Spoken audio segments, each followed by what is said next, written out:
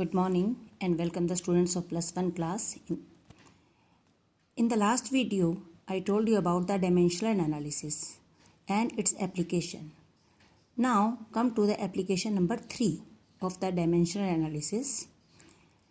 तो हमने last video में क्या किया था? We can check that whether the formula is correct or not just by putting the dimensions on the left and right side. But now we can derive the formula if we know that particular quantity किस quantity पर depend करती है. तो here in this we are using the principle of homogeneity. What is the principle of homogeneity? That is if the dimensions on the left hand sides and right hand sides are equal, then the given formula is correct. So here I am taking the example that if we have to derive the formula for the centripetal force F, and we know that what are the quantities on which it depends. F depends upon number of mass m of the body, velocity v with which the body is revolving, and radius r of the circular path. तो f के फॉर्मूले में ये तीनों quantities आएंगी, but we don't no कि किस power में आएंगी, whether they are in power 2 और they are in power half, whatever it is. That's why we have considered कि f is proportional to m की power a, r raise to power b and v raise to power c. And we know the dimensions of f, that is m1, l1, t minus 2, and this is simply a mass, and this is simply radius, r is the length, and dimension of v, velocity की dimension we know l1 t minus 1. And now by removing the proportionality sign we have put the constant k, that is किसी भी फॉर्मूले में कोई भी constant होता है, but we don't know, we can simply put k. तो k into M की power a, r raise to power b and v raise to power c. And now we put the dimensions on left and right side both. f की dimension ये रखी है, k is the constant quantity, it has no dimension, and m की dimension, r की dimension, और ये velocity की dimension, उसके ऊपर powers a, b, c as such. Now we can solve it कि m की पावर a हो जाएगी, l की power here it is b and into l की power c.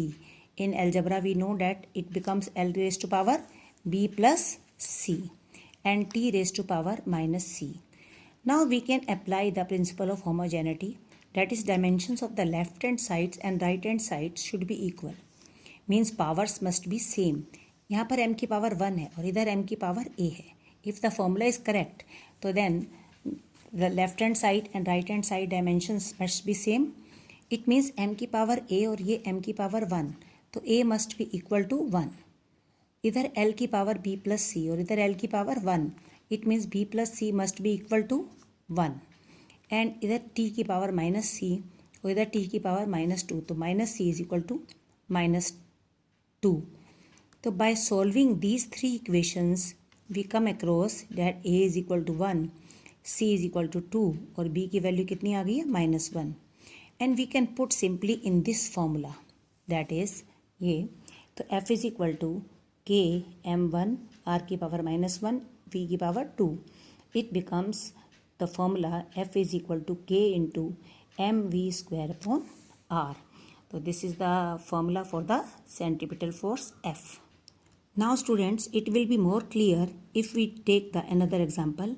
Late us suppose we have to derive the formula for the frequency new, frequency of vibrations. In questions we are always given that what are the quantities on which it depends. Here I am giving you this frequency depends upon the length L, it depends upon tension T of the string, it depends upon mass per unit length small m of the string. तो new जो है that is proportional to L की power A, T की power B और M की power C. तो constant लगा देंगे हम प्रोपोर्शनलिटी साइन हटाकर, and k into L की पावर a, T की पावर b, M की power c. This is the frequency. Frequency की dimension क्या होती है? That is 1 upon time period, and that's why it becomes 1 upon t होना चाहिए, तो m0 L0 t minus 1, and L is the simply length, T is tension. Tension की dimension we know जो force की होती है m1 L1 t minus 2. This is the mass per unit length. I told you in the previous video that mass per unit length means mass upon length. Mass upon length. तो length का क्या हो जाएगा? Inverse. And we can put the dimensions on both the sides. And again solving.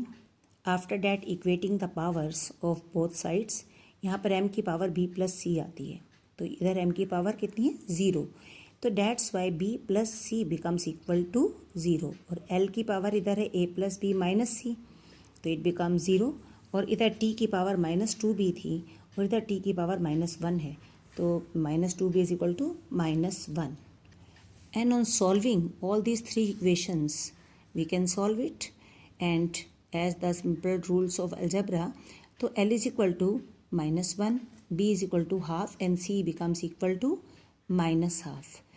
By putting all the a, b, c values in this formula, and it becomes this. And what are the powers in the negative? So that comes down. So k into l minus 1 था, तो that's why it becomes k upon l. And t की power half और m is equal to -half है, तो it becomes in the denominator, that is m t की power half upon m की power half. Half का meaning होता है square root. तो it becomes this form of the formula. तो nu is equal to c upon k upon l under root t upon small m. तो in this way we can derive the formula of any quantity if we know on which the quantities it depends. Now students, I am giving the assignment and you solve it, and if there is any query, you can call me. Thank you.